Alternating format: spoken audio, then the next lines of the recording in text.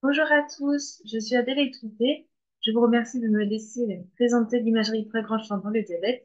J'espère que vous avez un beau soleil à Perpignan. Je ne suis pas avec vous, mais le cœur y est. Est-ce que vous utilisez l'imagerie grand champ, voire ultra grand champ pour évaluer vos patients diabétiques en pratique clinique? On va voir que cela a un intérêt à la fois pour vos patients et vous pour aller un peu plus vite. Les imageries ultra grand champ permettent de faire des photographies couleur, voire des angiographies rétiniennes ou des OCT en photographie. Il faut savoir que toute la classification diabétique a été fondée sur le stade ETDRS qui faisait des photographies de 50 degrés mis bout à bout. Je regardais en haut, à droite, à gauche, en bas, et ça me faisait une association de champ de 50 degrés qui montait jusqu'à 80 degrés. Les imageries ultra grand champ permettent en un seul cliché d'aller jusqu'à 200 degrés pour voir la périphérie rétinienne. L'article de Aiello montre que si vous avez un patient qui vous utilisez juste un champ ETDRS à 80 degrés, vous n'allez pas jusqu'au 200 degrés. Est-ce que les lésions qu'on voit jusqu'à 200 degrés ont un intérêt pour le patient? Ils ont montré que lorsque le patient a des lésions prédominantes en périphérie rétinienne, il y a un véritable intérêt pronostic parce que ces patients vont déclarer 3 fois plus de progression de rétinopathie diabétique et 4 fois plus d'évolution vers la rétinopathie diabétique proliférante à 4 ans. Notre très cher et regretté professeur Tadayoni avait fondé l'étude EVIRET, une étude prospective sur la classification diabétique pour voir est-ce que l'intelligence artificielle permettrait d'évaluer, d'améliorer le pronostic diagnostic patient diabétique. Et pour cela, il utilisait des imageries de près penchant dans plusieurs centres et évaluer l'évolution. Voici un patient, donc vous avez le postérieur, l'échelle de TDRS et l'imagerie très tranchant où on voit les lésions prédominantes en périphérie, où vous voyez des hémorragies en taches et en intérieur, vous pouvez voir de très beaux nœuds vaisseaux rétiniens associés à des ailes. Les imageries doivent être absolument travaillées, c'est-à-dire que vous devez faire des zooms parce que dans l'impression, tout va bien, mais si vous modifiez la couleur, vous utilisez un filtre vert qui permet de mieux voir les hémorragies rétiniennes et que vous modifiez le contraste, vous voyez en effet mieux les microanévrismes, les veines en oméga et certains veines qui n'étaient pas vus sans le travail de cette image. Chez les patients qui vont venir, est-ce que vous arrivez à faire le diagnostic du stade de la rétinopathie diabétique? Ici, vous pouvez voir qu'il y a quelques hémorragies rétiniennes, certainement taches, et si vous modifiez le fixe, comme mettez le cliché vert, vous voyez mieux les vaisseaux dévalisés qui sont associés, et si vous mettez le but, vous remarquez un magnifique néo-vaisseau péripapillaire. Ces anomalies sont en effet mieux visibles en angiographie à fluoroscopie ici. Vous voyez la diffusion au niveau du nerf supérieur péripapillaire, les zones d'ischémie très importantes et le début de la photocollation rétinienne laser. Voici un autre cas, un patient de 62 ans qui a un diabète de type 2 récemment équilibré. On peut voir des hémorragies rétiniennes, un œil cotonneux et ici une fibrose prérétinienne qui fait évoquer un vaisseau rétinien. Sur son œil gauche, il a aussi un œil du cotonneux, des exsudations secs, des hémorragies rétiniennes. Et ici, vous voyez la trame d'un vaisseau rétinien, un peu dans siphone. L'angiographie à fluorescence confirme tout ce que vous voyez cliniquement. Donc, les néovaisseaux rétiniens actifs diffusent, les zones d'ischémie assez importantes, ainsi que sur l'œil gauche. Vous voyez ensuite l'étendue de la photocollation rétinienne laser réalisée. Et là, on se rend bien compte de l'effet un peu déformant de ces imageries très tranchantes qui allongent un peu la rétine en périphérie.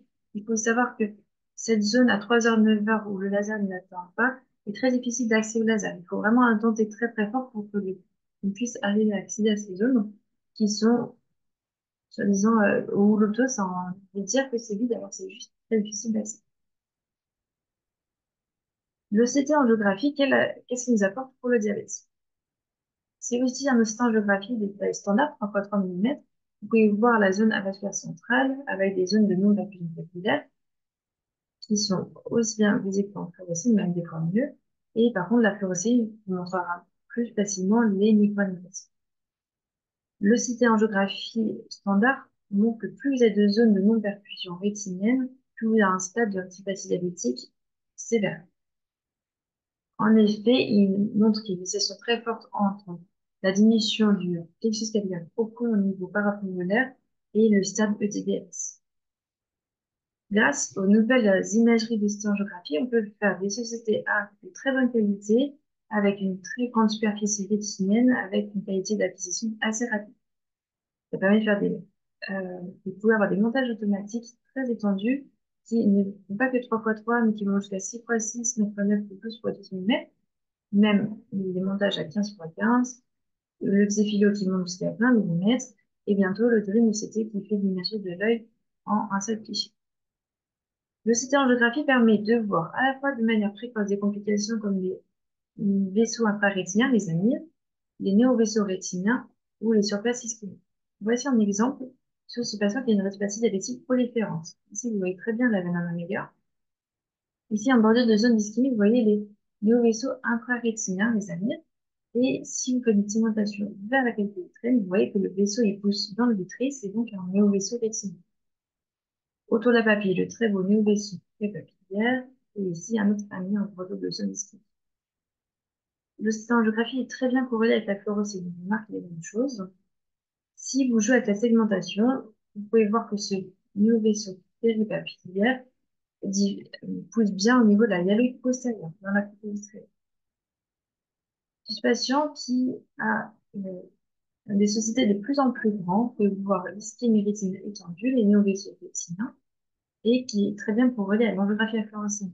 Ce cas est intéressant parce que vous voyez bien la diffusion autour des néovaisseaux rétiniens, mais l'ischémie rétinienne se voit bien ici, mais par contre, en extrême périphérie, l'ischémie rétinienne se voit moins parce que vous avez la diffusion des vaisseaux liés à la rupture de la barrière hémato-rétinienne qui est liée à l'ischémie.